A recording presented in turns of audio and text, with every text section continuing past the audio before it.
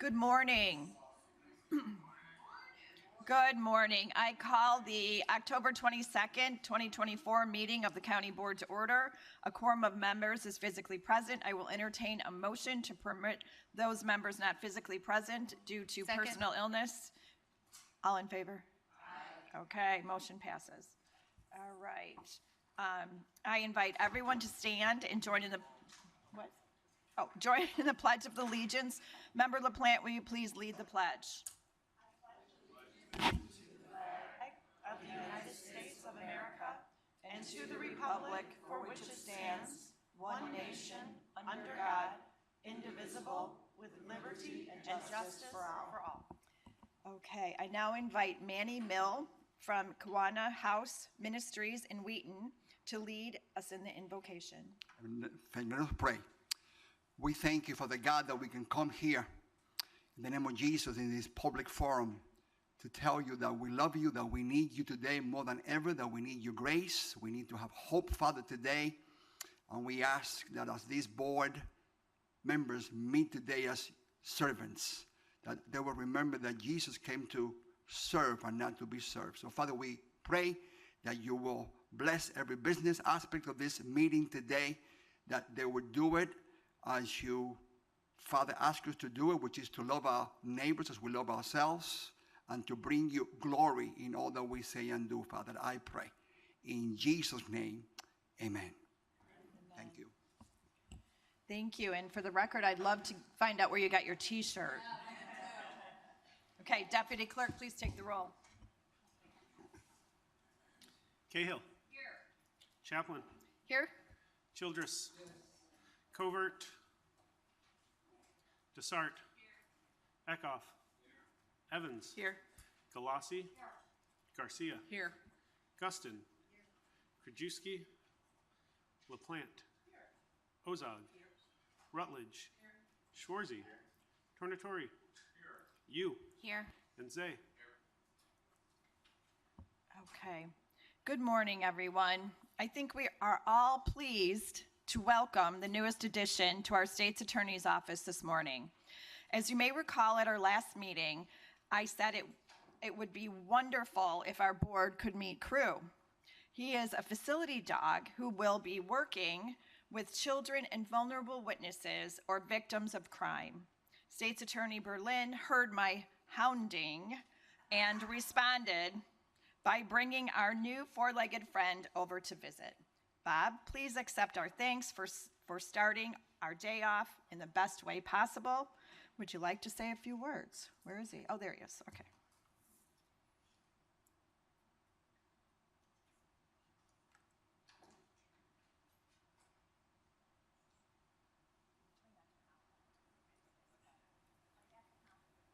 It's okay. Good morning, everybody. So this is Duo Dog Crew and our primary handler, Cyrus Sanchez, who's a victim witness specialist. We were on a list for 2 years waiting to get a dog from Duo Dogs. They're a non-for-profit organization in St. Louis, and they connect dogs with different agencies. We needed a facility dog for the courthouse. It's an extra level of training, which is one of the reasons it took so long to get Crew. But since we've had him, he has been an incredible asset to our office. He's been to court already at a sentencing hearing on a murder case. He's been to juvenile court at the request of the guardian ad litem. Just the other day, he was in an interview with on a horrific domestic violence case and sat right at our victim's feet. So he's just, he has put everyone in a better mood in the office. Our attorneys come down from a long, stressful day in court, and you can see them put their files down, get on their knees, and play with Crew. And he's so happy to see everyone. But I want to thank Sarah, Annie Nyberg, Andrew Ponser, and Lily Andrea. Those are our secondary handlers. All of them had to go to St. Louis and spend almost a week down there training with Crew, learning how to take them to court. And all of our handlers had site visits and had to be approved by Duo Dogs. So we thank Duo Dogs for placing Crew with us, and we are incredibly excited to have him as part of our team. And thank you for your support.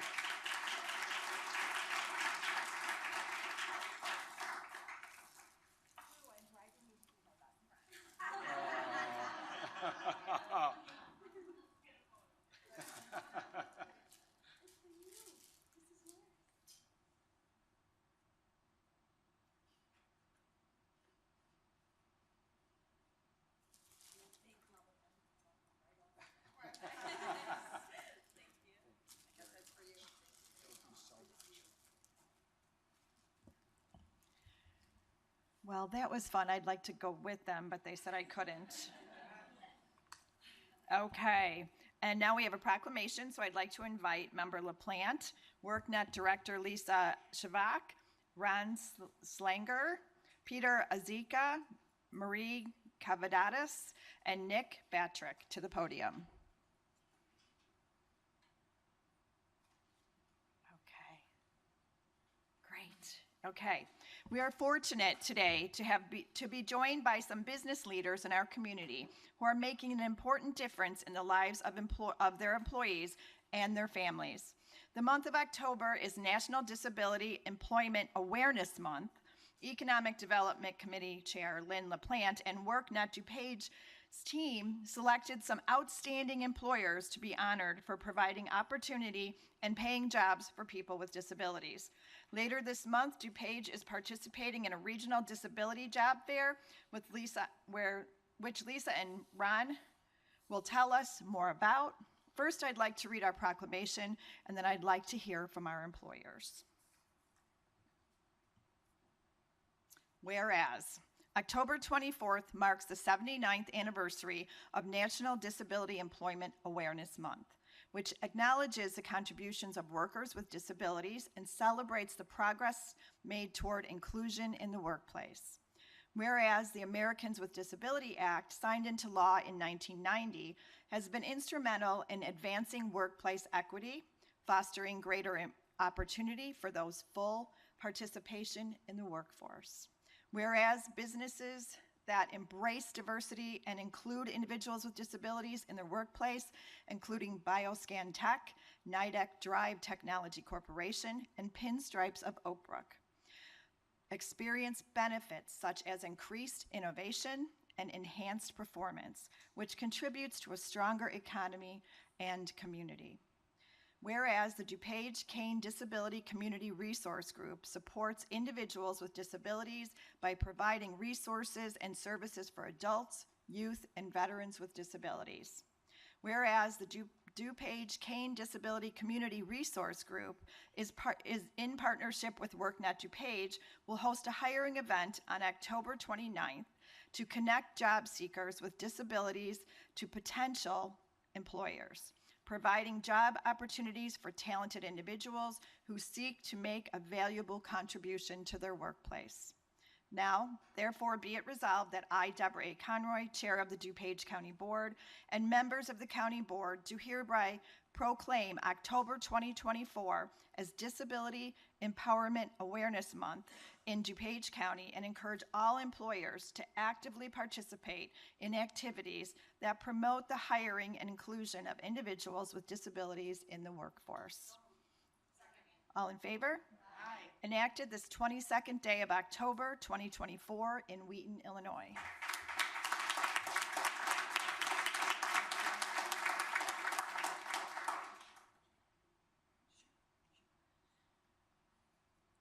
I will keep this extremely brief because we want to hear from our employers. We all know that individuals that have disabilities tend to have higher rates of unemployment, and we all understand the repercussions of that. And today we've brought with us 3 of our local DuPage County employers who have done outstanding work in this arena, whether it's in conjunction with WorkNet DuPage programming, such as taking on young adult interns and hosting them. That has led to employment in some cases. Whether it's doing things on their own as part of their own diversity initiatives. These are 3 great examples, and we want to hear from them here today. We have Marie Cavadias from Bioscan Tech. Do you want to get us started? Hello. So Bioscan Tech has been in business since 2012, and I had a goal, and that was to be able to hire individuals with a disability. My experience growing up was that we weren't allotted a lot of high-tech jobs out there, and that was my goal. I wanted an organization to build that we could take on individuals that were capable of passing the training. We give them a typing test and check their background and everything for what we do. And my business is we do fingerprinting background checks for federal level and state level. And then we're just getting started in a little bit of digital forensics. So overall, our goal was helped by working at DuPage. We were able to have assistance with picking the right candidates and everything, and that's worked really well for us. So.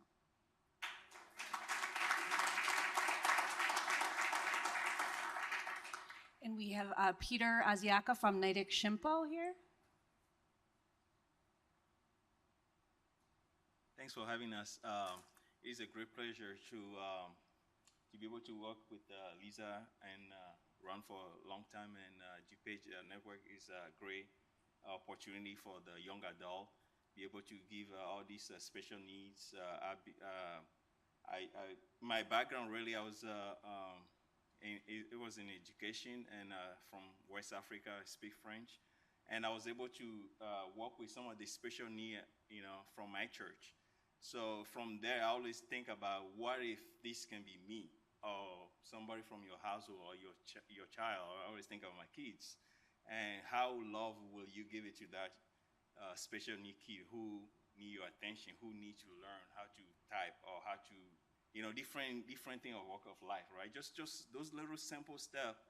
I've dedicated my life a lot to the church organization. So it got me connected. That's why when Lisa first came to our doorstep and proposed this job opportunity to young adult with a special need, I was like, hey, we'll be interested of that, and we always find different avenues for them to do. And because our company is more robotic business, gear building, gear, stuff like that, some of them are mechanical high level, but we were able to train them in small little steps so they can see the plan and how they connect the gears together, how putting something from zero and to end off and how it works and how things move in different directions. So it was really great program I think you guys are having, and we are really pleased that you guys funding us and for them to be able to have a company like us to give these kids the opportunity and just learn. And some of them I stay, some of them I know. I still have a gentleman today. His name is Joe. Still working with us, and he's passionate about it.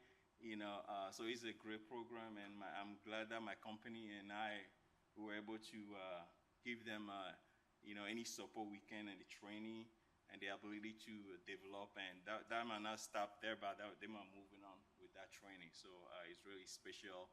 Not just from my company, but from my heart. I think it's a great service. So I will encourage everybody to continue this program. It's really a wonderful program. Thank you.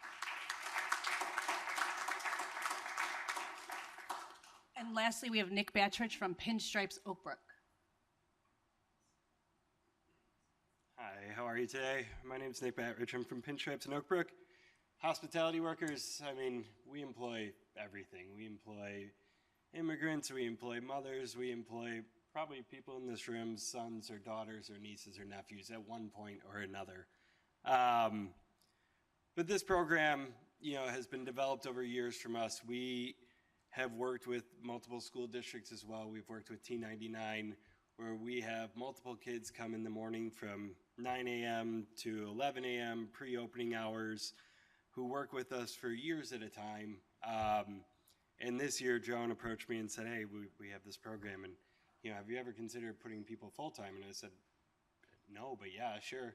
And then this year, we were able to take Pierce, we were able to take a few other students, and we were able to move them into part-time but fully paid positions at competitive wages, and give them substantial hours in jobs that mattered, and we kind of evolved the program from just something working from field trips in the morning and just job education to actual jobs. So it's been rewarding. In my 22 years in restaurants, I've seen a lot. As a father of 4, I've seen a lot, and now opening up a whole new avenue. So very proud of the work we've done, and thank you all.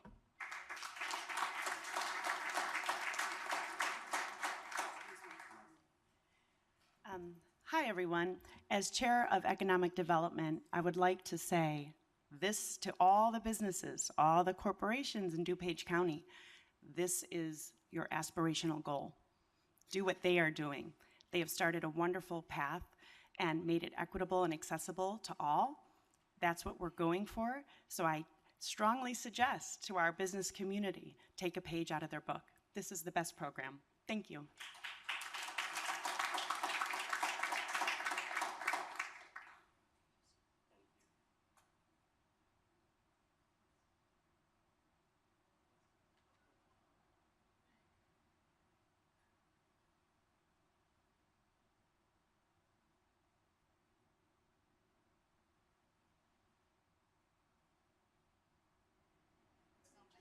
Congrats on the dog.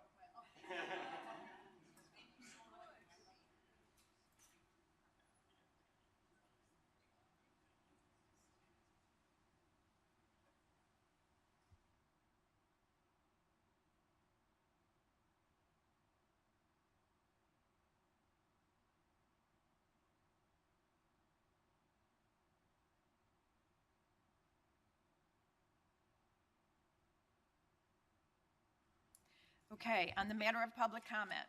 According to our county board rules, members of the public shall be afforded time to address the board.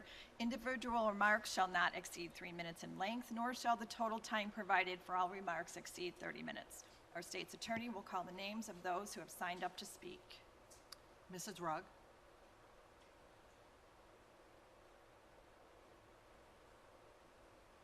I didn't bring any pictures today, but I'm really disturbed. Somehow I have YouTube on late at night, and sometimes I have DuPage County, and Public Works came on from October 1st, and it was meeting with a lot of you here. People I didn't recognize, man sitting next to you, talking about getting these zoning things passed, and they were all very, very excited about the fairgrounds and passing the zoning. And everything lacks transparency. Everything's kept in secret, and you're talking in codes. It's like Mrs. Trustin Guston. All of a sudden, she's a very fast speaker because she's from the south side of Chicago, but then she couldn't find words.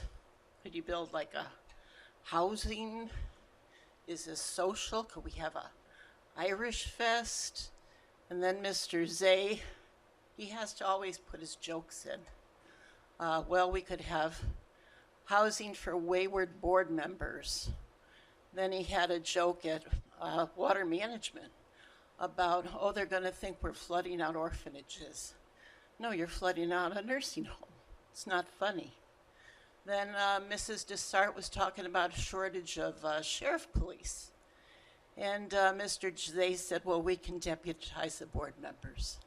Everything's a joke, everything's funny, and everything's secretive. I never heard once you say the big thing I thought about the fairgrounds. The man from New York City that you paid $200,000 for, Mrs. LaPlante, is your theater arts building. And he said you couldn't afford to buy the property outside, but you could take over the fairgrounds. And I can't understand why all of a sudden you want to give up the Wheaton police that have always taken care of the fairgrounds, and now you're going to have to foot the bill yourself with sheriff police. Because Wheaton agreed, they're letting you rezone it, but I don't think anything's clear. I never heard you once say theater arts. It seems shady. And they were all applauding, or the man was saying how wonderful we got this through in a year and a half. If you had a year and a half, why didn't you put it on the ballot? and let the poor people that will never get into that theater arts building have a chance to say, no, we don't want it.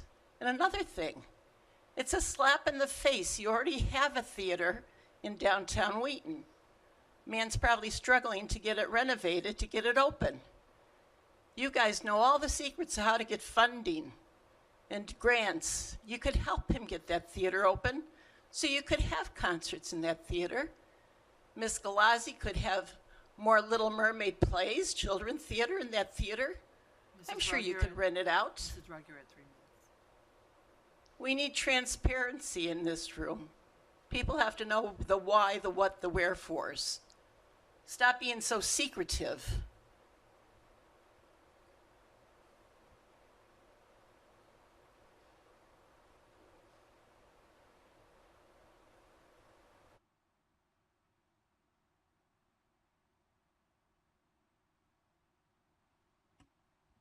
Okay, if the board has received public comment via our online portal per board policy, those comments were provided to the members yesterday so they could be reviewed. Comments submitted electronically will be included in the minutes of this meeting. Okay, now I'd like to invite Wes Beckton to the podium. Today, we welcome our DuPage County representatives on the Metro Board of Directors. Wes Beckton is here to provide the agency's annual update and budget presentation. Welcome, Wes. It's from my voice. It decided to leave me yesterday, but I'm going to find a pitch that works. You've had an opportunity to receive the FY25 budget. Those budget presentations include an operating budget of, I feel like I'm going through puberty again, an operating budget of $1.135 billion and a capital budget of $366.4 million. Capital program includes a lot of different initiatives, including green equipment, such as locomotives. Additionally, it includes money to cover the repair of the 446 bridges that Metro operates over. 233 of those bridges are greater than 100 years old. Included in the operating budget is no fare increase for FY25. We continue to see increases in ridership. This year, we are projecting to do 37 million rides compared to 32 million rides in 2023. 2025 budget includes 39 million rides, which is about a 15% increase over this year. We continue to see increases in ridership. However, going back to 2019, where we experienced 74 million rides, we don't expect to get to those levels again, and the adjustments have been made on the expense side to accommodate the lower revenue driven by the decrease in ridership. We elected at our last board meeting a new board chair, a name that may be familiar to many of you. Joe McMahon from Kane County will be the board chair, replacing Romaine Brown. Madam Chair, that concludes the presentation, and if there's any questions, I'll be happy to struggle through the answers. Does anybody have any questions? Okay, Wes, go. Oh, somebody, okay, Member Evans. I was waiting for someone else. Do you have anything to say about the shortfall that we are going to be facing in 2026?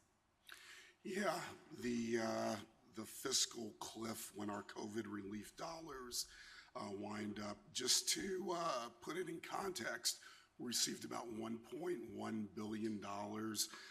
This budget includes the use of about $238 million, which will leave us with about $331 million in subsequent years. There is still a significant budget shortfall that we expect to experience sometime in 2027, and we are still working with legislatures and others to figure out how to close that gap. But that's a very real a very real gap when those COVID relief dollars end. Thank you for the question. Okay, anybody else? Thank you, Wes. Thank you. Lemon and hot tea. Okay, and Member Evans, I just want to address that a little bit in that my office is working diligently on that issue, working with other collar counties on trying to find the right path to go. And I have full confidence in our General Assembly that they will figure out how to pay for it. Okay. I'd like to now invite Jeremy Custer, Mary Catherine Wells, and Connor McCarthy to the podium. Many of you have had questions about our member initiative program I discussed in my budget proposal. Jeremy Custard from our County Board office, Mary Catherine Wells, our Deputy CFO, and Connor McCarthy from our State's Attorney's Office will provide some details and additional information on this proposed program that I know we're all very excited about. So the floor is yours. So see, starting off great on my first presentation.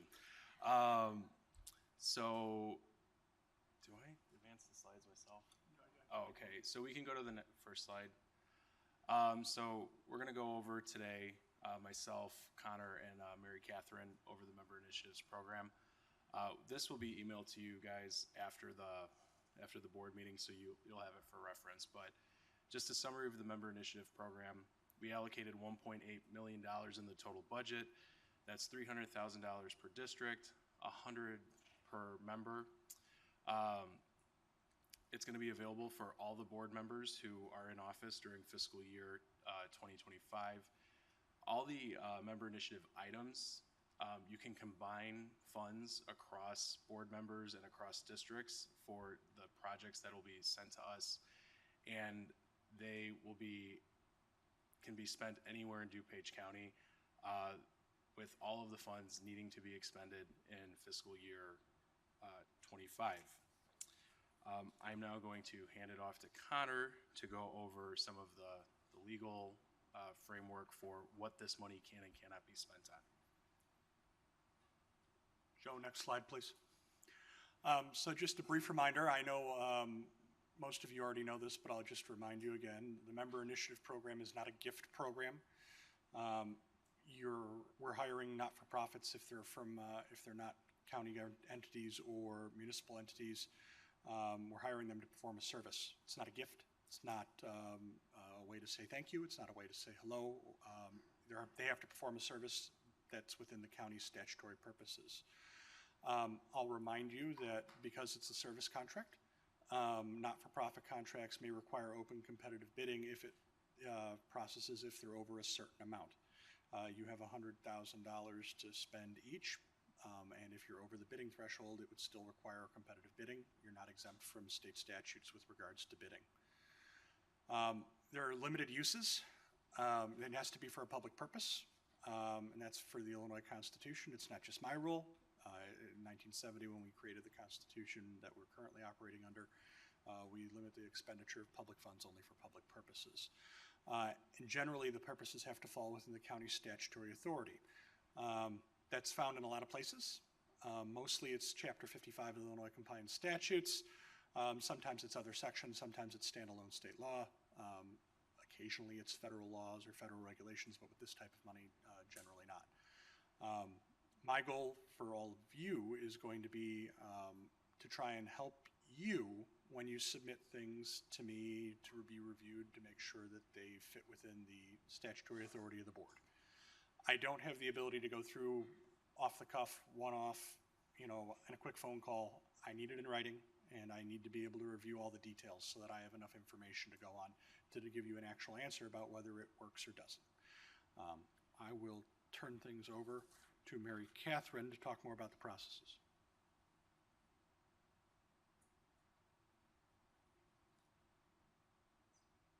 At the end? Okay. Key to this slide is this is about members. So everything is going to go through the members. I know in the past, IT and finance have loved our portals, but we're definitely going to try to make this a simpler process. So we're envisioning just a one-page application where you, the members, submit to the county board staff, here's what we want to do. I've already seen, we've drafted something up. I do think it's going to be relatively simple. So process will change a little bit depending upon what you're interested in doing. I'm going to give you a sort of lead into the next slide to say we're envisioning the program as being, it can be for local governments like townships, it can be for nonprofits like we've done with the small nonprofit grant program, or it can be for something that wasn't in the 25 budget that you want. So if you're like, I want sidewalks or I want a stormwater project, it's also, that's part of what can happen here. So depending upon which of those paths you go down, we'll go from there. You'll submit your applications, your one-page application. So you'll need to work up front. You know, we anticipate that you'll work up front with the nonprofit group, the township, or, you know, say the stormwater department in thinking through your application, but you are going to submit that. Once you've talked through it and thought through it, you'll then submit it to county board staff.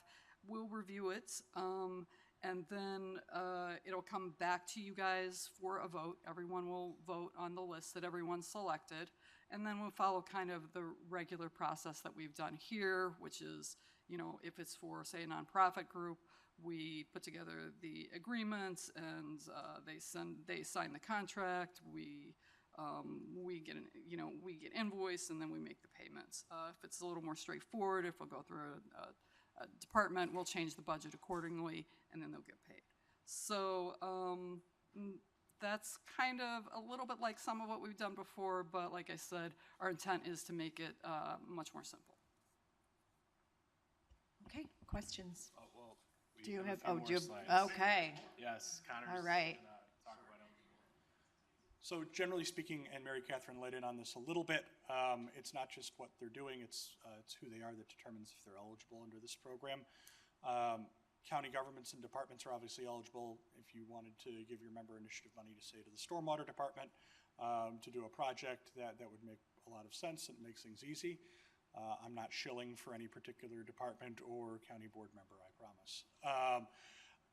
For other units of government, examples would be municipalities, park districts, townships, maybe some school districts.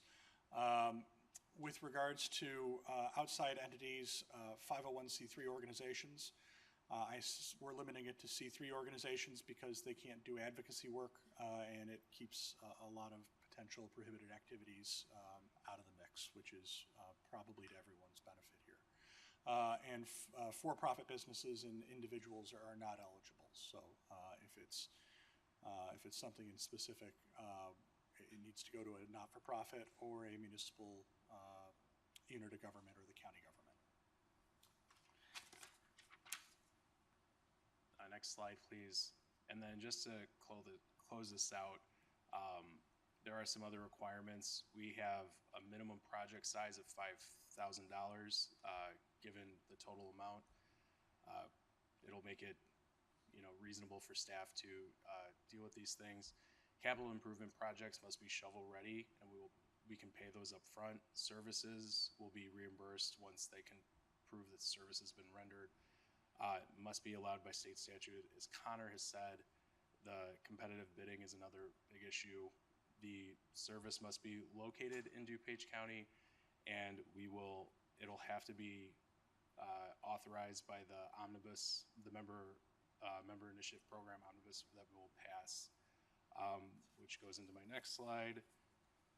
The timeline. So December 1st, the beginning of the fiscal year, we will send you out a packet with all of these, the rules that the statutes lay out, what this money can and cannot be spent for, the review sheet of the project you're submitting, and you can start submitting those as soon as possible. The last day for submission will be February 3rd. Once we take those all in, staff will review those requests and decide if those are eligible under the criteria and the statutory guardrails that exist on general revenue funds. And then on the first meeting in March, we plan on passing the member initiatives program resolution that'll allocate the funds out to the organizations, municipalities, or county departments that you've decided you want to spend your money on. And with that, we'll answer questions for you. Okay, I have Member LaPlante, then Member Desart. Thank you, Chair. I gotcha. I'm not sure who this question is for, but I think it was Jeremy or maybe it was Connor who said that we have $300,000 obviously per district, and you said per board member can spend $100,000. Yes. So can you speak a little bit more about that and fill in some of those details, please? So each district will get $300 or $300,000 allotments. Each member will have $100,000. We will keep track as you guys submit requests of how much money you've been allocated or allocating and asking for those. So like, let's say you submit 40,000, 40,000, then another 40,000. With that third request, we'll come back to you and say, hey, you're up against your allotment. Do you want to put this forward? Do you want to cut it by $20,000? Or would you like to reach out to another member, see if they've got other issues that they can combine it and fully fund the program? But if you all come together and say, we're going to give, the three of us are doing 10,000 each for this program, we'll keep that and we'll just run it against the balance that you have allocated to you as an individual member. Okay, so this gives a lot of autonomy to each board member to either work individually or collaboratively. You can work collaboratively on this, yes. Okay, Yeah, and thank I you. really encourage that. You know, it's a lot of money when you put it all together. And so, you know, there's some real need out there. So, you know, work in your districts, identify where they are, and work with your fellow board members, because, you know, whether it's working with your whole district or working with another district, this is an opportunity that we all have. Member Desart. Thank you, Madam Chair. I just wanted to get a couple of clarifications. One is that I heard that the money has to be spent in district, but then I heard from staff that's not true. For example, if you wanted to give money to the Northern Illinois Food Pantry, that's not located in District 5, but it serves District 5. Is that correct?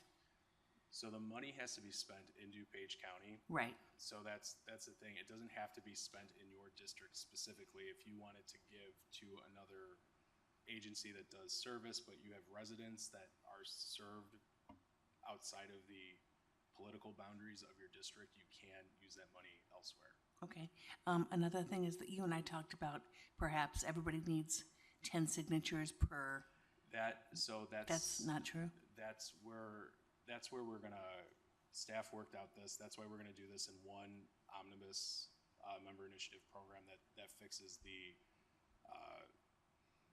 parliamentary rule on passing this. Okay, gotcha. And one other question, then I'll let somebody else ask questions, and that's the shovel ready.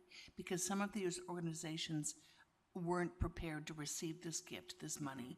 So I'm sure they might not be shovel ready.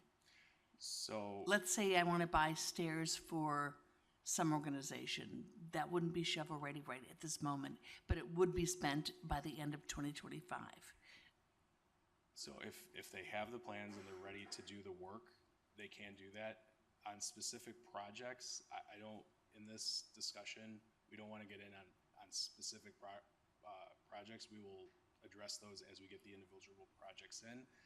But the point of that is if it's a capital improvement project and there's no plans, there's no drawings, there's no, they're not ready to go out to bid and get bids on the project, we don't want to lose the time and not be able to expend this money in fiscal year 25. Thank you, Jeremy. And while Northern Illinois Food Bank is not in DuPage County, Loaves and Fishes is, and many of you have joined me many times there. It's got a really special place in our hearts, I think, as a board. Member Rutledge. Thank you, Chair Conroy. Is this kind of like ARPA, that the funds have to be spent by a certain end date? All the funds need to be expended in fiscal year 25. Okay, thank you. Yes. Okay, Member Garcia. Quick question on the threshold for when Yes. you would have to go out for a bid. What is the threshold amount? Connor? It depends. If for IT purchases, I think it's $35,000. I believe for other things, it's 30, and that's the state law. Okay, so if it's like And then a there's capital project that someone's planning or something like that, that would have. I really it gets into the details of the specific expenditure and what the money's being used for, and I'd feel much more comfortable having all the information at my hands before I start getting into when something needs a bid and when something doesn't. Okay, so it's something we just contact you and you'll let us know. You All right. send it in, and we'll let you know if something needs to go to bid or if anything like that needs to happen. Okay, thank you. Okay, Member Zay. Thank you, Madam Chair. It looks like a lot of work went into this, but I don't understand the timeline, why we're so quickly want to get this done. I mean, events will happen during the year, organizations will need money.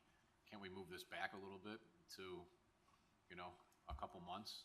I mean, it seems like a lot of work up front, and again, things can happen throughout the year that people are going to need money.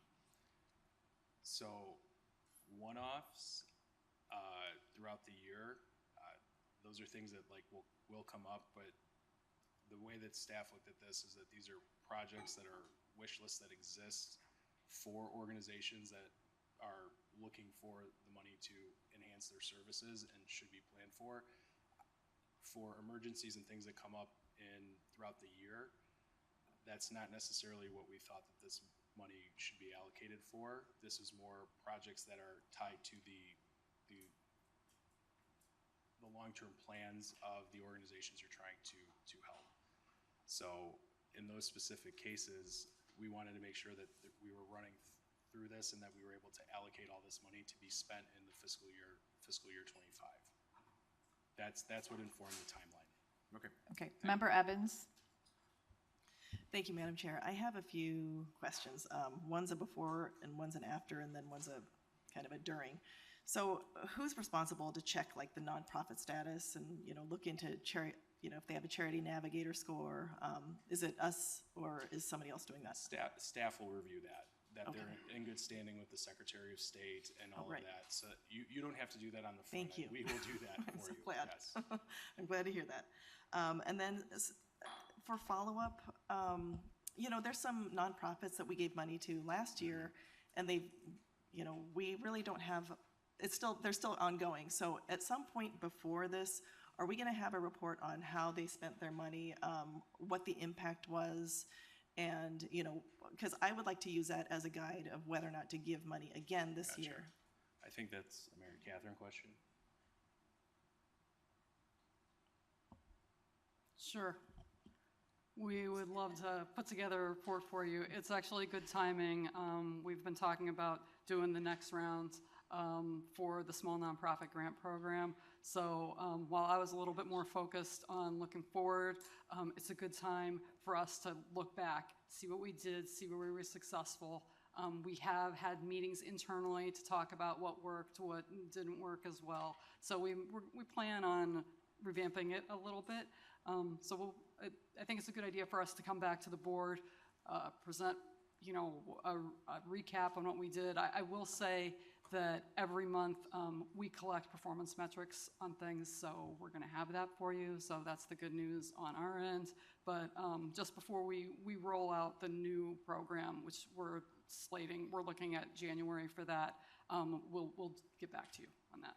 Okay, thank you Okay. very much. Member And then- Ozog, sorry, then I just Member had one- Tonatori. Are you done? Oh, I you have just another want- question? No, I just had one comment that I think a lot of us are going to get flooded with emails requesting information, but I think all of us on the board need to coordinate, because if I get it and, you know, say another member gets it, we don't want to be both working on the same, you know, talking separately. If we can Well, work and together. I think, yeah, that'd be great. The more communication, the better. But it will be caught when it goes to the state's attorney Yes. and they review it. So we'll make sure it's not duplicated. Member Ozog.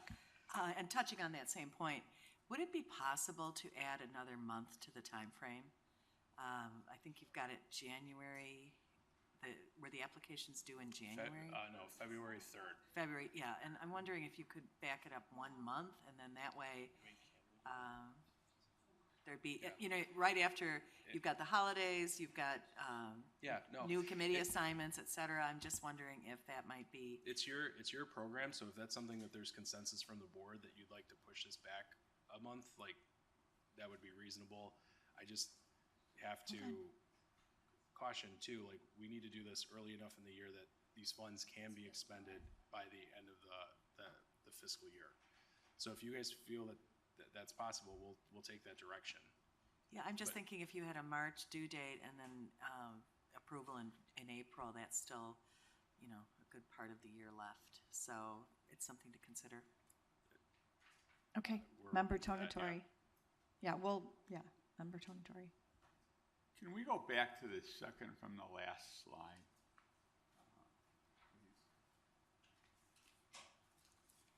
It had to do with the projects being, The shovel-ready one?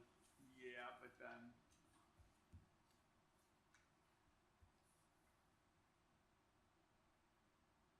That one? Back one. Okay. Well, no, you're there. Right there. All right. The capital improvements must be shovel-ready and paid up front. But then the last thing you've got there, they have to be authorized by the county board resolution before proceeding. Once you, I don't get that. once you guys pass the resolution, we will be able to expend the money. That's the point. And But it says that they're shovel-ready and paid up front. So the entity or the project will have been paid for. no. Well, we Also, would, it's paid up front. we would, if a municipality asked for like a street light Yeah. or something like that, we could give them the money on the front end and not wait for the project to be completed. That's what that means. Well, and how does that jive with county board resolution? I think, so the confusion is, so typically a program like this, you have capital improvements or you have service programs. Capital improvements, we're saying, and we've learned that during ARPA, we, the county, will front the money for those capital improvement programs before they're done by the entity, whatever it is. So we can, let's say a township wants to build HVAC for $50,000. We can give them $50,000 before they do the project to have the money up front. And before the resolution? No. The resolution has to be approved. And then once the resolution's approved here, we would then do an agreement with the township, give them the $50,000, they can do the project. I'm obviously missing something because I don't know how this could be done before the resolution. No. We're giving nobody any money until we do the omnibus that we talked about. So you as a board will approve all of the projects, and then we will have individual agreements with those entities that you as a board do that. And So then, how is the capital project paid up front? because then once. If it's before No. the It's- resolution?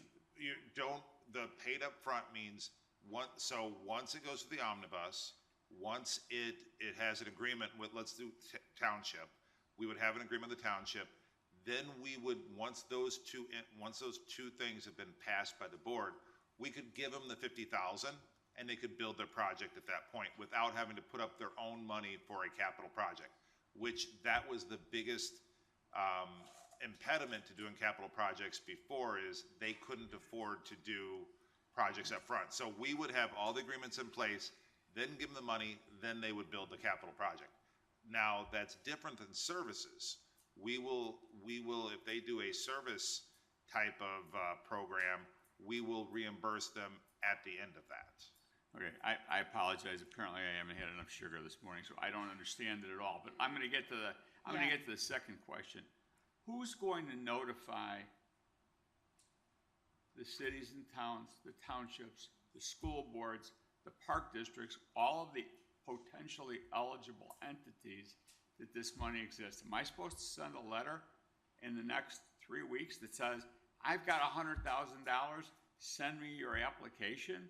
Well, Sam, I think, with all due respect, guys, I think that's the work you do in your districts. I think that you want to reach out. This is why we're giving Well, you that's my this question. money. How do we let our potential benefactors know about this, individually or collectively among our district members? The thought process behind it was because we have so many board members that are very active in their districts that they kind of know what's going on. So I think you can do that anyway. Are you asking us to put something out there to help you with that? Well, I think we all know what's going on, but that's different than suggesting to someone, tell me what you want. I've got money for you.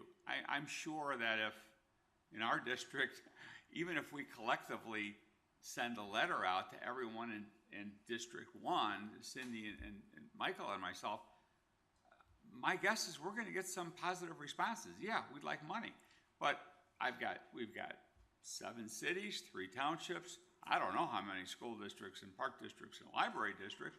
Do we send a form letter out to them from the 3 of us, or from 1 of us, or from the county that says, this is what we have, these are your eligibility requirements? I just don't know.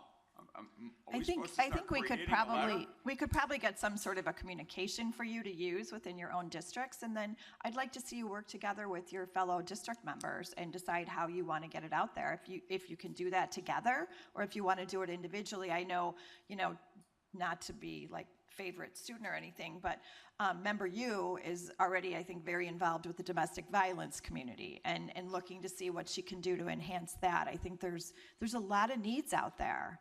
And I think, it's a good problem to have, Sam, and we're happy to help if in any way we can, if it's to get that communication out to your districts or to the entire county. Member Guston. Thank you, Madam Chair. And on that note, we actually have the press sitting right here and with us, so it's wonderful. And maybe there needs to be some kind of media press release also, so that people are aware of the program that's going to happen. I know that the submissions you said have to be December 1st. February. December 1st. We'll send you the information to start submitting Yes. requests, but as of right now, what we planned was the first Monday in February would be the last day to submit. It seems like the consensus, though, is to push that back a month.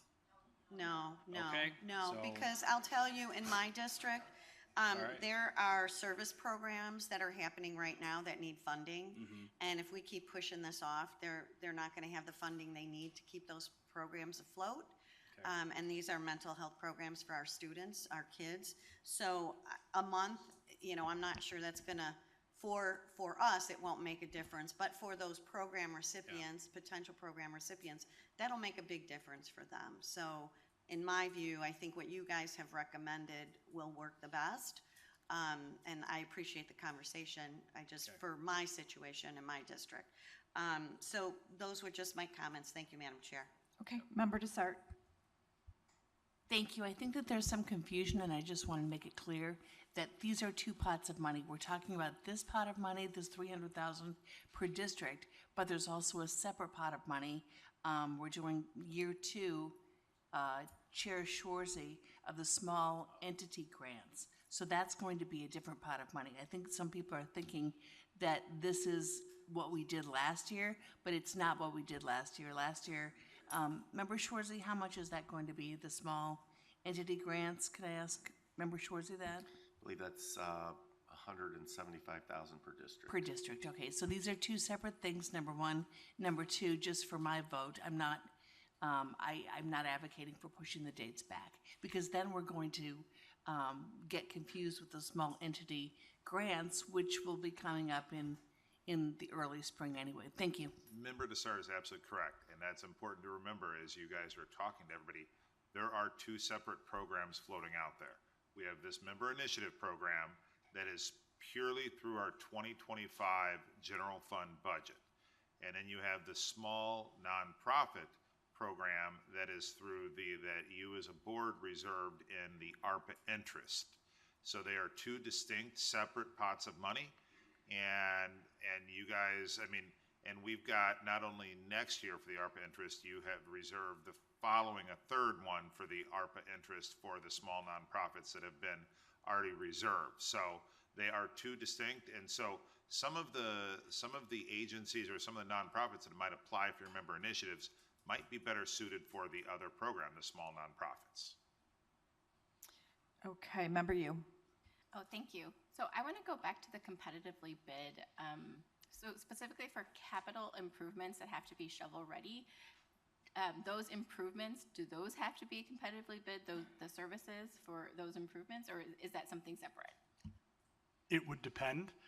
Again, it's still state's attorney motto, but it would depend. If you're doing an IGA with, say, a township to put in some sidewalks, those would probably have to be competitively bid because the township's doing the work and the township has a competitive bidding statute. If you're talking about a contract for a service provider, a not-for-profit, that I want to make sure I'm distinct here. If it's a capital project and the county's doing it, we need to follow state law and we need to follow our county procurement ordinance. If it's another unit of government, they need to follow their state law and their procurement ordinance. If it's a private entity and it's providing a service and it's over the bidding threshold, the county would need to follow its bidding ordinance. If it's a capital improvement, I caution that may not be always acceptable. For example, if I'd want to get into the facts on that. Okay. For like a not-for-profit that wants a capital improvement, this may not be best suited to this program. But there are certain things that may, there's certain things that not. I don't want to get into the weeds because it's very fact-specific. Okay, so that it started out being very helpful, and then it wasn't. So yeah. So it started. Oh, it depends. It was the helpful part, right? So I will say, capital improvements for a not-for-profit entity under this program are challenging, and I will need to talk a lot more about what exactly is being done with them, and I'll need to know a lot more facts. Okay, thank you. Okay, anybody else? Okay, I think we're good. Thank you. Okay, I have some great news to share with you. I'm thrilled to announce our very own Janelle Chadwick, Executive Director of our DuPage Care Center, has been appointed to the Leading Age Illinois Board of Directors. Leading Age Illinois is one of the largest and most respected associations of elder care providers in Illinois. The group works diligently to advocate for quality services and innovations for a diverse group of care providers.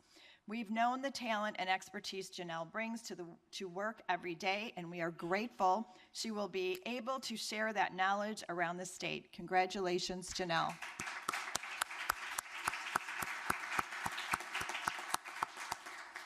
Okay, as we begin our agenda today, I would like to remind everyone in this room and on the dais that I expect each elected official and staff representative to act with civility and respect toward others. We may not always agree on issues, mostly won't, but we will speak respectfully and maintain decorum as we conduct the public's business. I will enforce this expectation. I appreciate the cooperation of our audience, elected official representatives, staff, and board members as we move forward. And just as a side note, please be aware of your facial expressions because they do tend to cause people to feel uncomfortable, and eventually when that continues, it causes the chair to feel as though we are working in a hostile work environment, and I would prefer that to end. So let's move on to the agenda for today. To the consent agenda, I seek a motion to approve the consent agenda items.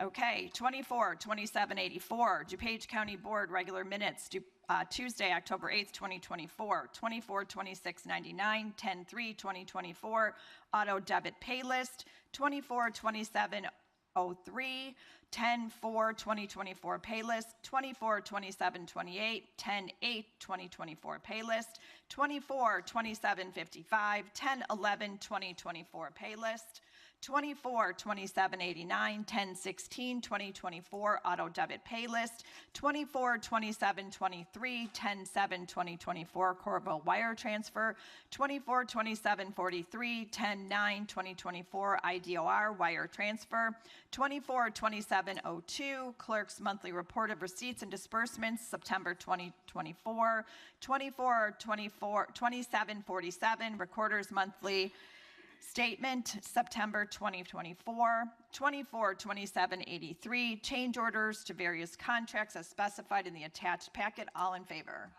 Aye. Okay, and we will move on to Finance Chair and Member Chaplain. Thank you, Madam Chair. So this morning in Finance, we passed the budget out of Finance Committee, and it will be available. It's available for review online, so the public can review it. And if you have any questions or whatever, you can send them in. And we will be voting on the budget, passing it out of County Board at the last meeting in November. So with that, I move on FIR 17924, acceptance and appropriation of additional funding for the Illinois Department of Commerce and Economic Opportunity Workforce Innovation and Opportunity Act grant in the amount of $150,000, Human Resources. Oh, all in favor? Or it's been moved and seconded. Roll call, please. Chaplin. Aye. Childress. Yes. Covert. Desart. Eckhoff. Evans. Aye. Galassi. Garcia. Aye. Guston. Krajewski. LaPlante. Ozog. Rutledge. Schwarzy. Tornatore. You. Aye. Zay. And Cahill. Member Chaplin. Thank you. I move approval of FIR 18024, approval of issuance of payments to training providers and youth contracts through the Workforce Innovation Opportunity Act intergovernmental agreement in the amount of $2,546,526 Workforce Development Division. Leave is granted. Member Chaplin. Thank you. I move approval of FIR 18124, acceptance and appropriation of the Illinois Department of Commerce and Economic Opportunity Workforce and Innovation Opportunity Act grant in the amount of $5,408,075. Leave is granted. Member Chaplin. Thank you. I move approval of FIR 18224, acceptance of an extension of time for the Illinois Court Commission to access justice grant and for the 18th Judicial Circuit Court. Leave is granted. Member Chaplin. Thank you. I move approval of FIR 18324, acceptance and appropriation of the U.S. Department of Justice, Bureau of Justice Assistance, DNA Capacity Enhancement for Backlog Reduction Program grant in the amount of $339,840, Sheriff's Office. Leave is granted. Member Chaplin. Thank you. I move approval of FIR 19724, budget transfers 10/22/2024, various companies and accounting units. Leave is granted. Member Chaplin. Thank you. I move approval of FIR 224, approval of employee compensation and job classification adjustments, building and zoning. Leave is granted. Member Chaplin. I move approval of FIR 20224, approval of employee compensation and job classification adjustments, animal services. Leave is granted. Member Chaplin. Thank you. I move approval of FIP 1924, recommendation for the approval of contract purchase order to Rock, Fusco, and Connolly LLC to provide consultation services related to collective bargaining matters for labor negotiations for the period of December 1st, 2024 through November 30th, 2025 for the county board for a contract total not to exceed $50,000. Leave is granted. Member Chaplin. Thank you. I move approval of FIP 2024, recommendation for the approval of contract purchase order to Castle Law LLC to provide consultation services related to collective bargaining matters for labor negotiations from October 23rd, 2024 through November 30th, 25 for the county board for contract total not to exceed $115,000. Leave is granted. Member Chaplin. Thank you. I move approval on FIO 624, amendment to the predictable fee schedule for the recording documents. Leave is granted. Member Chaplin. Thank you. I move approval of FICO 1824, approval of an amendment to the county contract issued to Corvell Corporation for the third-party claims administrative services to extend the contract through February 28, 2025, and increase the contract by $50,000 for a new contract total amount not to exceed $150,000, an increase of 50%. Leave is granted. Thank you, Member Chaplin. Thank you, Madam Chair. I have Animal Services. Vice Chair Desart, do you have anything? Okay, thank you. Development, Member Tornatore. All right. Economic Development, Member LaPlante. Thank you, Chair. I move to approve item EDCO 4-24, amendment to County Contract 6029-1 serve issued to World Relief to provide services to immigrants and youth in DuPage County for the Workforce Development Division to extend the contract through September 30th, 2025 and increase the encumbrance in the amount of $253,378 for a new contract total amount of $742,068. This is grant funded. Is there a second? Okay, it's been moved and seconded. Roll call, please. LaPlante. Aye. Ozog. Aye. Rutledge. Aye. Schwarzy. Aye. Tornatore. Aye. You. Aye. Zay. Aye. Cahill. Aye. Chaplin. Aye. Childress. Covert. Desart. Aye. Eckhoff. Aye. Evans. Aye. Galassi. Aye. Garcia. Aye. Guston. Aye. and Krajewski. Okay, and moving on to environmental and Member Rutledge. Thank you, Chair Conroy. As people are putting their gardens to bed for the end of the gardening season, just a couple things I had said before, pardon me, to leave the leaves. A lot of those grasses and things have hollow insides, and that's where pollinators and bugs that support our bird population live and are able to survive the winter. So I'd encourage all of us to find a little piece of grass that you can get rid of and turn into some native plantings. And if you would want to do that, I have so many milkweed seeds that I'd be happy to share with all of you. So let me know if you'd like to do that. Thank you. Okay. Human Services and Member Schwarzy. Thank you, Madam Chair. I have no committee update today. I move on item HSR 1824, DuPage Care Center rate increase to increase the per patient day charges last fixed by resolution HSR 6423 approved on October 24, 2023 from $450 per day to $468 per day for standard custodial care and from $468 per day to $487 per day for Alzheimer's special care and from $642 per day to $668 per day for post-acute care effective December 1st, 2024. It's been moved and seconded. Roll call, please. Schwarzy. Aye. Tornatori. Aye. You. Aye. Zay. Aye. Cahill. Aye. Chaplin. Aye. Childress. Yes. Covert. Desart. Eckhoff. Aye. Evans. Aye. Galassi. Aye. Garcia. Aye. Guston. Krajewski. LaPlante. Ozog. And Rutledge. Okay.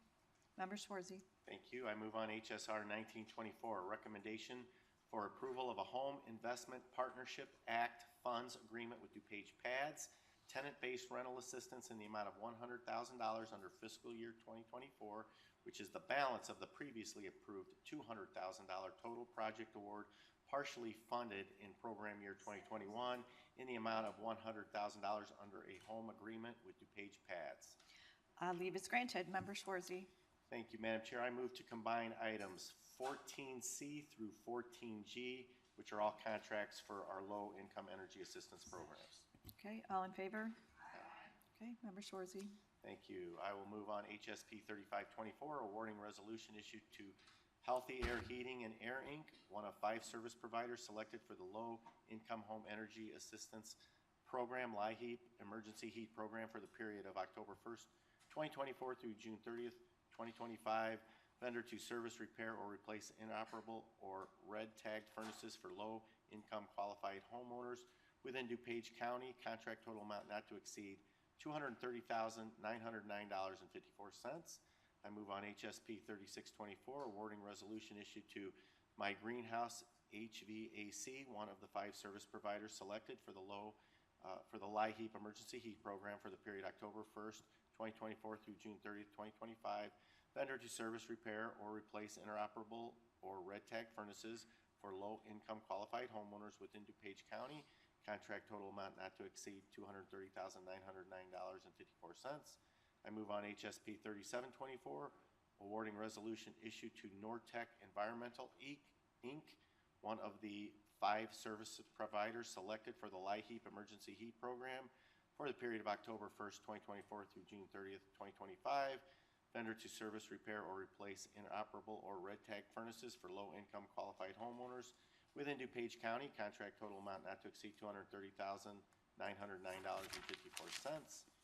I move on HSP 3824, awarding resolution issued to Parliament Builders, Inc., one of the 5 service providers selected for the LIHEAP Emergency Heat Program for the period of October 1st, 2024 through June 30th, 2025. Vendor to service, repair, or replace inoperable or red-tag furnaces for low-income qualified homeowners within DuPage County. Contract total amount not to exceed $230,909.54. And I move on HSP 3924, awarding resolution issued to Rush Heating and Cooling, Inc., one of the 5 service providers selected for the LIHEAP Emergency Heat Program for the period October 1st, 2024 through June 30th, 2025. Vendors to service, repair, or replace inoperable or red-tag furnaces for low-income qualified homeowners within DuPage County. Contract total amount not to exceed $230,909.54. Leave it. Yeah, we had leave. Leave is granted, Member Schwarzy. Thank you. I will now move to combine items 14H through 14J. These are all contracts for mechanical and architectural weatherization. All in favor? Okay, thank you. I will move on HSP 4024, awarding resolution issued to Healthy Hair Heating and Air, Inc. to provide mechanical and architectural weatherization, labor and materials for the weatherization program for the period October 22nd, 2024 through June 30th, 2025, for a contract total not to exceed $866,434. I'll move on HSP 4124, awarding resolution issued to My Greenhouse HVAC LLC to provide mechanical and architectural weatherization, labor and materials for the weatherization program for the period October 22nd, 2024 through June 30th, 2025, for a contract total amount not to exceed $866,434. And I move on HSP 4224, awarding resolution issued to Arcos Environmental Services, Inc. to provide mechanical and architectural weatherization, labor and materials for the weatherization program for the period of October 22nd, 2024 through June 30th, 2025, for a contract total not to exceed $866,434. Leave is granted, Member Schwarzy. Thank you. I move on HSP 4324, awarding resolution issued to Comfort First Insulation and Energy Solutions, Inc. to provide architectural weatherization, labor and materials for the weatherization program for the period October 22, 2024 through June 30th, 2025, for a contract total not to exceed $50,000. Leave is granted, Member Schwarzy. Thank you. I move on HSP 4424, recommendation for the approval of a contract purchase order issued to Airgas USA LLC to provide liquid portable oxygen for the residents at the DuPage Care Center for the period December 1, 2024 through November 30th, 2025, for a contract total amount not to exceed $50,000. Leave is granted, Member Thank Schwarzy. you. And finally, I move on HSP 4524, recommendation for the approval of a contract purchase order issued to Valdez Supply to provide restroom tissue, paper towels, and facial tissue as needed for the DuPage Care Center for the period December 1, 2024 through November 30, 2025, for an amount not to exceed $79,000. Leave is granted. Thank you, Member Schwarzy. Okay, and we're going to move on to Judicial and Public Safety. And Member Evans. Nice job, Member Schwarzy. Thank you, Madam Chair. I'd like to move on JPSC 0-10-24, amendment to purchase order 6662-1, serve issued to Axon Enterprise, Inc. to increase the contract encumbrance in the amount of $144,049.80 for new contract total not to exceed $1,522,385.80. Okay. Did we get a second? Okay. Been moved and seconded. Roll call, please. Evans. Aye. Galassi. Garcia. Guston. Krajewski. LaPlante. Ozog. Rutledge. Schwarzy. Tornatori. You. Aye. Zay. Cahill. Chaplin. Aye. Childress. Yes. Covert. Desart. And Eckhoff. Okay. Member Evans. Thank you, Madam Chair. Next, I'd like to move on JPSP-31-24, recommendation for the approval of a contract purchase order to Public Safety Direct, Inc. for upfitting and repairs of Sheriff's Office vehicles and monthly maintenance for the period of October 31st, 2024 through October 30th, 2025, for contract total amount not to exceed $522,215. Leave is granted. Member Evans. Thank you, Madam Chair. And finally, I'd like to move on JPSP-32-24, recommendation for the approval of a contract to Adriana T. Anderson of the law firm of Anderson Attorneys and Advisors, LLC, to provide professional services as a child protection GAL attorney assigned to juvenile cases for the period of November 1st, 2024 through October 31st, 2025, for a contract total amount not to exceed $42,000. Okay, leave is granted. Thank you, Member Evans. Okay, Legislative and Member Desart. No report at this time. Okay, and Public Works and Member Garcia. Thank you, Chair Conroy.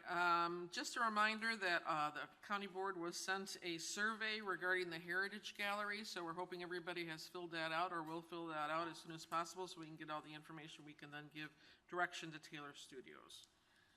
I make a motion to approve FMP 003924, recommendation for the approval of a contract to Johnson Controls, Inc. to furnish and deliver Johnson controlled parts as needed for county campus for facilities management for the period of December 1st, 2023 to August 12th, 2026, for a total contract amount not to exceed $48,000.95.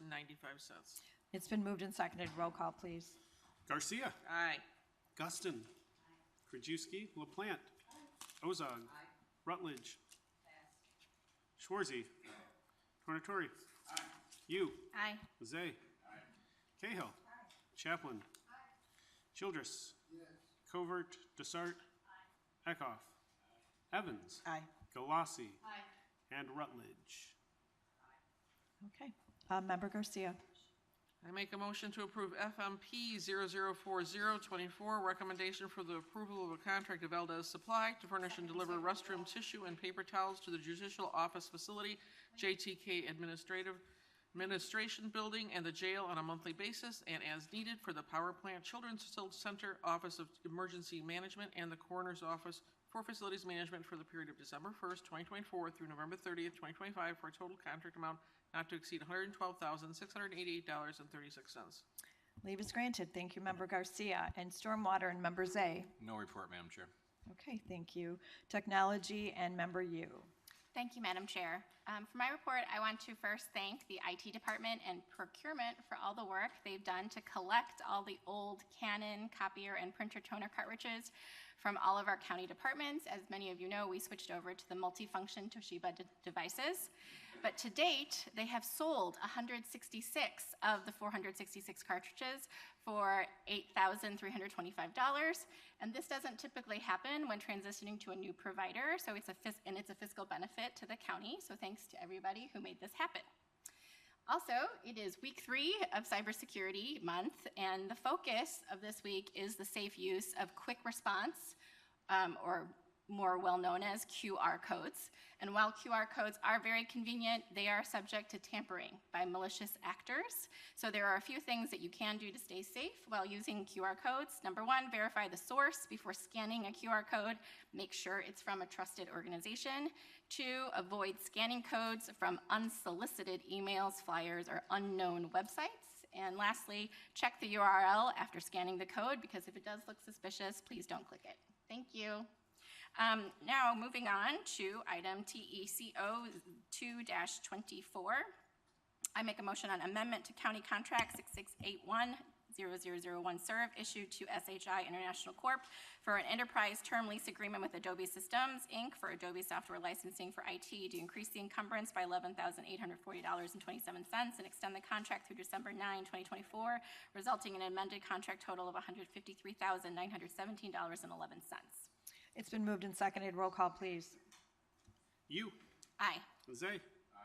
Cahill. Aye. Chaplin. Aye. Childress. Yes. Covert. Desart. Aye. Eckhoff. Aye. Evans. Aye. Galassi. Aye. Garcia. Aye. Guston. Aye. Krajewski. LaPlante. Aye. Ozog. Aye. Rutledge. Aye. Schwarzy. Aye. And Tornatori. Okay, Member Yu. Thank you. And I make a motion on TEP 17-24, recommendation for the approval of a contract to Granicus LLC for annual support and hosting of Legistar, legislative management software and streaming services for IT for the period of December 1, 2024 through November 30, 2025 for a total contract amount of $42,515.30. Leave is granted. Thank you, Member Yu. Thank you. Transportation and Member Ozog. Thank you, Madam Chair.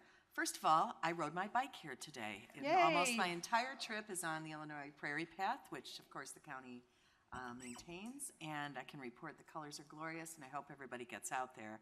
And while I'm speaking about paths, I want to thank the Transportation Committee last week.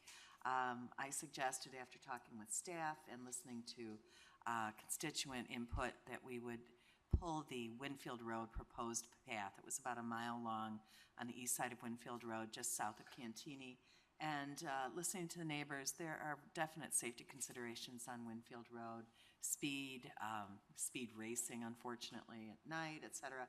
So we listened to the neighbors, and I think this is the best route for us right now. So then we have to approve our committee items. I move for approval of 242697, amendment to resolution DTP 0242B19 issued to Trans Systems Corporation for professional preliminary engineering services for improvements at County Highway 23, Naperville Road at Illinois 38, to increase the funding in the amount of $89,844.93, resulting in an amended contract total amount of $419,404.02, an increase of 27.26%, and a cumulative increase of 63.88%, and extending the contract through October 31st, 2026. Okay, it's been moved and seconded. Roll call, please. Ozog. Yes. Rutledge. Schwarzy. Tornatori. You. Aye. Zay. Cahill. Chaplin. Aye. Childress. Yes. Covert. Desart. Eckhoff. Evans. Aye. Galasi. Garcia. Guston. Krajewski. And LaPlante. Okay, Member Ozog. Thank you. I move for approval of DTP 005024, recommendation for the approval of a contract to MSC Industrial Supply Company to furnish and deliver maintenance, repair, and operations supplies as needed for the Division of Transportation for the period December 1st, 2024 through November 30th, 2025, for a contract total not to exceed $35,000 per Sourcewell contract. And Leave get is- out there on the prairie path this week. Leave is granted. Thank you, Member Ozog. Thank you. Okay. Okay, we're going to move on to old business. Any members have old business? Member Rutledge. Thank you. Pardon me. Thank you, Chair Conroy. Regarding that Winfield Road path, somehow I became the face of this. I turned over a constituent's concern to the Transportation Department, and it blew up from there.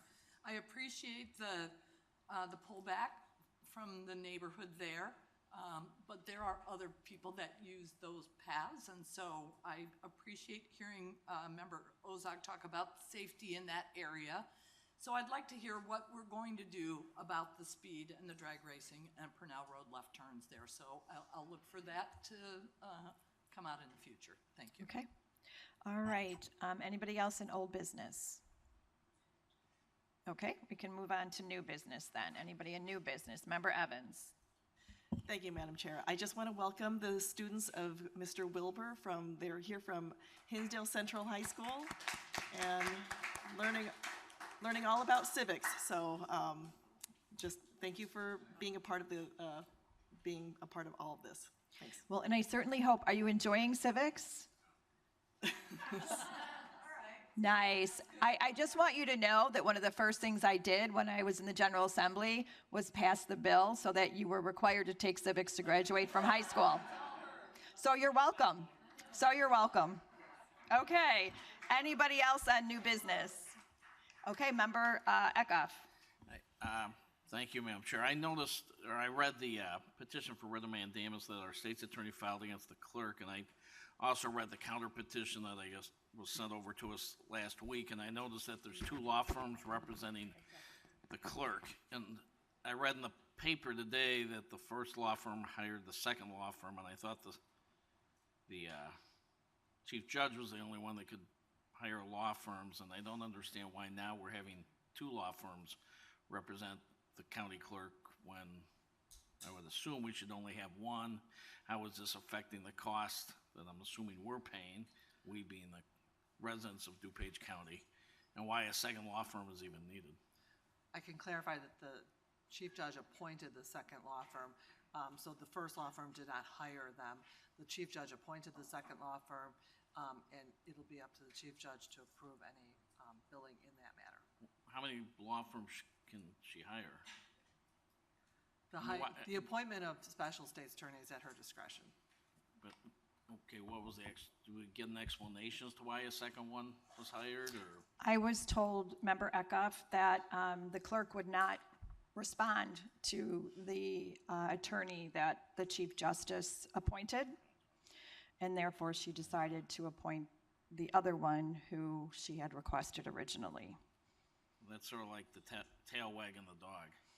I mean, if the county clerk won't talk to her attorney, then that's on her, not on us. Should be on the taxpayer. I think there's a lot of opinions, but this is the authority that I've got three of them, so let me tell you. This is the authority that our Chief Justice has, so we need to trust that.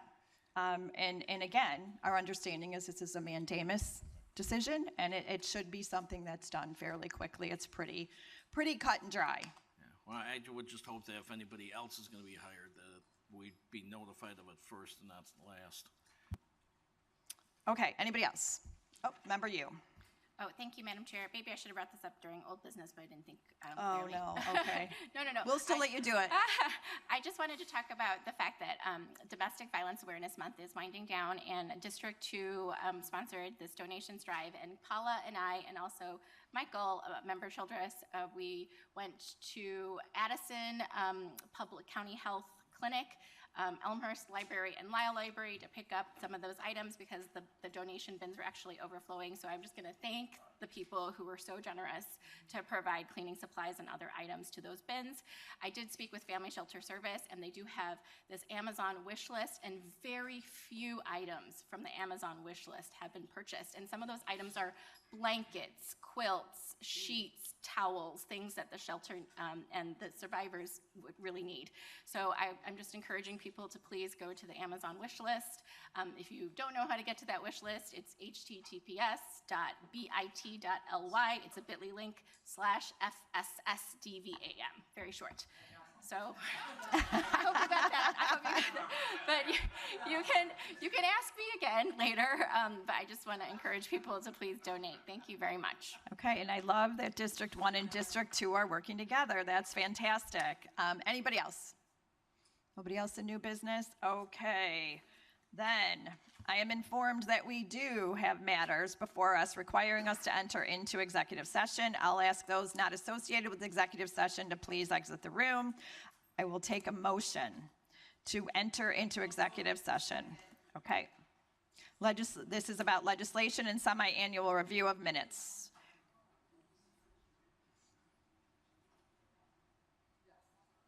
It's been moved and seconded. Roll call, please. Garcia. Guston. Krajewski, LaPlante. Ozark. Here. Still here. Rutledge. Schwarzy. Voting to Irene. Tornatori. You. Zay. Cahill. Chaplin. Aye. Childress. Covert. Desart. Eckhoff. Irene. Desart. Eckhoff. Evans. And Galassi. Okay, just for clarification, this is about matters involving litigation, not legislation. My old job keeps